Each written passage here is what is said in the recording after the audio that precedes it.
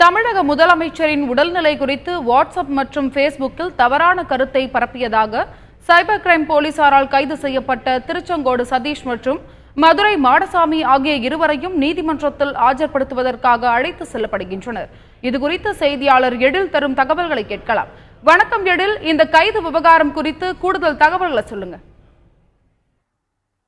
தமிழக முதல்வர் தொடர்ந்து மருத்துவமனையில் சிகிச்சை பெற்று வருகின்ற இந்த நிலைமையில் தமிழக முதல்வரினுடைய உடல்நிலையை குறித்து தவறான தகவல்களை பேஸ்புக் மற்றும் வாட்ஸ்அப் உள்ளிட்ட வலைதளங்களில் தவறாக பதிவிட்டு அதை பிரச்சாரம் செய்து வந்த இருவரை சைபர் கிரைம் போலீசார் கைது செய்திருக்கிறார்கள்.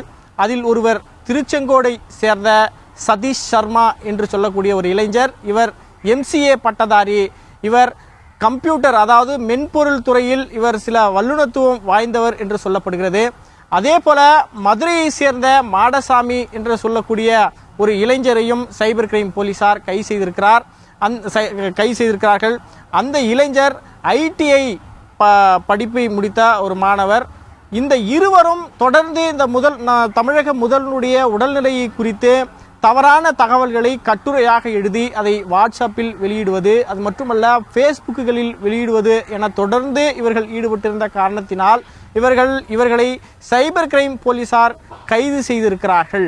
கைது செய்யப்பட்ட இந்த இருவரையும் தற்பொழுது நீதிமன்றத்தில் ஆஜர்படுத்துவதற்காக அழைத்து செல்லப்பட்டிருக்கிற காட்சிகளை நாம் சற்று முன்பு நேரடியாக பார்க்க முடிந்தது.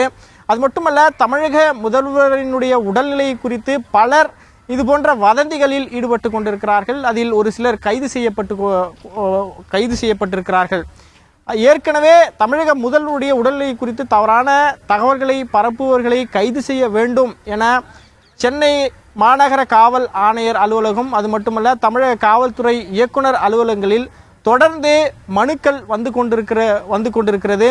அது மட்டுமல்ல, இது போன்ற தவறான வதந்திகளை பரப்பக்கூடியவர்கள் என்ற அடிப்படையில் ஏற்கனவே பிரான்ஸ் நாட்டை சேர்ந்த தமிழச்சி என்ற பெயரில் இந்த தமிழக முதல்வருடைய உடல்நிலை குறித்து தவறான கருத்துக்களை பதிவிட்டு கொண்டிருக்கிற அந்த நபர் மீது ஏற்கனவே 3 பிரிவுகளின் கீழ் சைபர் கிரைம் போலீசார் வழக்கு பதிவு செய்திருக்கிறார்கள் என்பது குறிப்பிடத்தக்கது.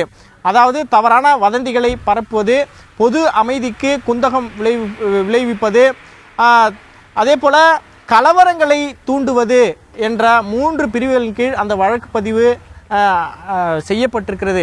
இந்த நிலைமையில்தான் தற்பொழுது அந்த திருச்செங்கோட்டை சேர்ந்த சதீஷ் சர்மா, மதுரையை சேர்ந்த மாடசாமி ஆகிய 2 இளைஞர்களும் கைது செய்யப்பட்டிருக்கிறார்கள்.